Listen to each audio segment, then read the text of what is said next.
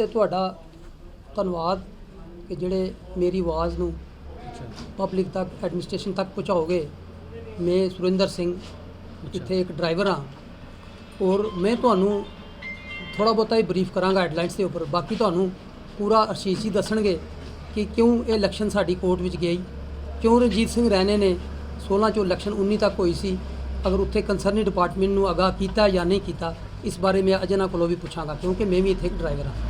बाकी जो काम इत्थे यूनियन दे हो रहे हैं और इस विदाउट पार्किंग विच साडा अगे एक BPC का डिपू है जिहदे कोल 0 पार्किंग है, उस पार्किंग नूं रैगुलाइज कराना और एसेंशियल सर्विस को बहाल रखना।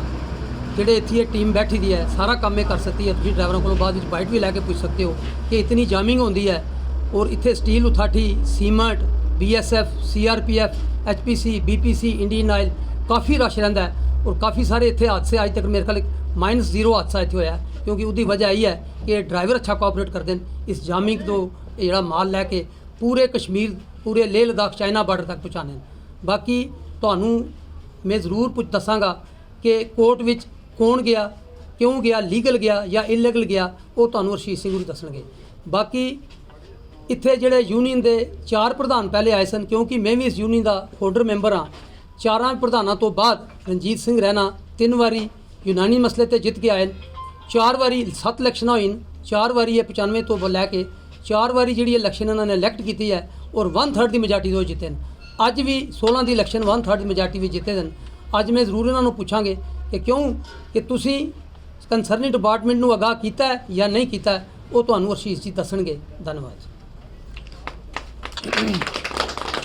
देखिए, मैं सबसे पहले आए हुए मीडिया कर्मी का धन्यवाद करना चाहूँगा। आज की जो हमारी प्रेस वार्ता है वो इस संदर्भ में है कि पिछले दिनों 2-4 दिन लगातार जो आपने देखा है कि टैंकर्स यूनियन को लेके एक फॉल्स प्रोपेगेंडा चलाया जा रहा है कि टैंकर यूनियन अपनी इलेक्शन नहीं होने दे पा रही। जैसे कि आप सब जानते हैं कि कोई भी जो इंस्टीट्यूट है, कोई भी जो एसोसिएशन है, वो कहीं ना कहीं रजिस्टर्ड है और टैंकर यूनियन भी उनमें से एक है। कि टैंकर यूनियन की भी जो रजिस्ट्रेशन है वो एज आ ट्रेड यूनियन एक्ट के तहत 1926 एक्ट जो हमारा है उसके तहत ये रजिस्टर्ड बॉडी, तो जो रजिस्टर्ड हो जाती है वो कहीं ना कहीं उसकी जवाबदेही भी बनती है और वो अपने आप में ही कहीं ना कहीं गवर्नमेंट उसके ऊपर एक पैनी नज़र भी रखती है और गवर्नमेंट के अधीन होकर वो काम भी करती है। जब ये वाक़या हमारे सामने आया कि कुछ लोगों के द्वारा हमारे ऊपर एलिगेशंस लगाए जा रहे हैं कि ये टैंकर यूनियन इलेक्शन नहीं होने दे रही, मैं आपको बता दूं कि 2020-21 में हमारी इलेक्शन ड्यू हुई थी। इस इलेक्शन का पीरियड 3 साल का था। 3 साल में हमारे प्रधान जी काफ़ी भारी मतों से जीत के इस कुर्सी पे बैठे थे, उससे पहले भी बैठते रहे। 2020-21 में जब ये ड्यू हुई, 20 में ही हमने ये एक लेटर DC ऑफिस में सबमिट करवा दी कि हमारी फ्री एंड फेयर इलेक्शन करवाई जाए। वो हमारे पास रसीद कॉपी हमारे पास अवेलेबल हैं, मीडिया को वो एनक्लोज कर दी जाएंगी। साथ एक चिट्ठी निकाली, उसके बाद एक चिट्ठी और निकाली।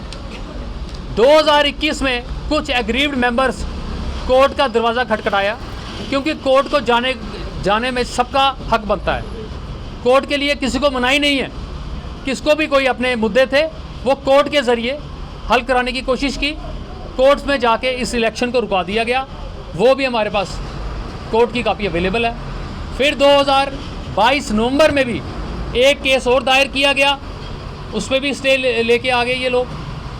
फिर 2022 में इस केस के ख़त्म होते ही एक ऑर्डर निकला जिसमें DC जम्मू को इन्होंने रिटर्निंग अफसर बना दिया कोर्ट के आदेश के बाद, और ऑब्जर्वर नियुक्त किया गया कि टैंकर यूनियन की इलेक्शन करवाओ। 2022 में जब यह आदेश निकला तो DC ऑफिस ने फ्री एंड फेयर नोटिफिकेशंस निकाली और उसको कंडक्ट करने की तैयारी कर दी इलेक्शन को। लेकिन ऑयल कंपनीज़ ने एक लेटर निकाली DC ऑफिस जम्मू को कि ये जो अभी जो हमारे ड्राइवर्स हैं वो ऑन व्हील्स हैं। वो मई का महीना था और वो सभी ड्राइवर्स ले के लिए डिप्यूटेड थे, इसलिए वो इलेक्शंस उस टाइम पे फिजिबल नहीं थी। और एज़ पर एक्ट के तहत भी वो फिजिबल नहीं थी। एक्ट ये बोलता था इलेक्शन जब भी होगी वो जनवरी पीरियड में ही होगी, तो लिहाजा वो नोटिफिकेशन डी नोटिफाई कर दी गई डीसी द्वारा। फिर 2022 दिसंबर में जब ये दोबारा प्रोसेस चलाया गया इलेक्शन का, तो फिर एक पार्टी उठ के, उसको भी कोई इशू थे, फिर वो कोर्ट में जाके वहाँ से स्टे लेके आ जाती है। जब ये स्टे लाया जाता है फिर वो इलेक्शन प्रोसेस हाल्ट हो जाता है। 2023 तक ये चीज़ें ऐसी चलती रही और 2023 में फिर दोबारा से एक नोटिफिकेशन आया डीसी ऑफिस से और उसकी एक मतदाता सूची जारी की गई। कुछ मेंबर्स को वो मतदाता सूची सूट नहीं करती थी, फिर उस मतदाता सूची को जाके कोर्ट में चैलेंज कर दिया गया और फिर वो स्टे करा दिया गया। आज की डेट में टैंकर यूनियन की इलेक्शन तीरथ सिंह जो पिटिशनर है वो कोर्ट में जाके इसको स्टे करवा के रखा हुआ है, जिसकी तारीख 17 तारीख को है। उस तारीख में पता लगेगा कि इस केस का आगे क्या होगा। मैं आपके माध्यम से मैं आपको बता दूं, हमारा जितना भी कार्यकाल रहा है इस टैंकर यूनियन में वो फ्री एंड फेयर रहा है।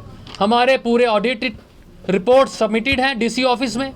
हमारे पास पब्लिक नोटिसेस जो कि पेपर में हमने वाज़ाब्ता 6-6 महीने के बाद हमने निकाले हैं पब्लिकली कि किसी को भी कोई ग्रीवेंसीज है यूनियन के प्रति, वो हमारे ऑफिस में आके हमारे साथ बातचीत करे या रिटर्न में हमें दे दे। वो दस्तावेज़ हमारे पास मौजूद हैं।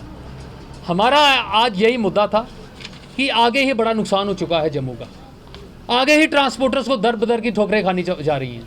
आज क्या आन पड़ी कि रिकॉग्नाइज्ड जो हमारी बॉडीज़ हैं, जो हमारे ग्रुप्स हैं ट्रांसपोर्टर्स के, उनको तंग और परेशान किया जा रहा है। वो अपनी आवाज़ उठाने को रोडों पे आने के लिए तैयार हैं। ये काम पहले भी ऐसे ही होते थे। ये यूनियन को बने हुए 1990 में यूनियन कायम हुई थी। आज तक इस यूनियन के ऊपर एक रत्ती बरसा कोई इल्ज़ाम नहीं है। क्यों हमारे ड्राइवर्स के ऊपर ऐसे इल्ज़ाम लगा के ये प्रॉक्सी वार हमारे साथ खेलना चाह रहे हैं कुछ लोग, कुछ जो सत्ताधारी लोग हैं जो चाहते हैं कि हमारे ड्राइवर्स और हमारे ट्रांसपोर्टर्स 2 वक्त की मेहनत की रोटी ना खा सके। मैं आपके माध्यम से आज बताना चाहता हूं कि कोई भी टिप्पणी करने से पहले यूनियन इलेक्शन के ऊपर या यूनियन के ऊपर पहले 10 बार सोच लो और यूनियन से पहले संपर्क करके, हमारे साथ संपर्क करके, मीडिया वाले भी हमारे पास पूछें कि आपके खिलाफ ये ऐसी ऐसी बातें मार्केट में हैं, उसके ऊपर हमने कोई प्रेस वार्ता करनी है। क्योंकि ये सारा पलंदा, सारा मुद्दा, सारा कोर्ट में है। जब ये कोर्ट के आदेश आएंगे, ऑनरेबल कोर्ट के आदेश सबको मानने पड़ेंगे, वो डीसी ऑफिस को भी मानने पड़ेंगे, हमें भी मानने पड़ेंगे।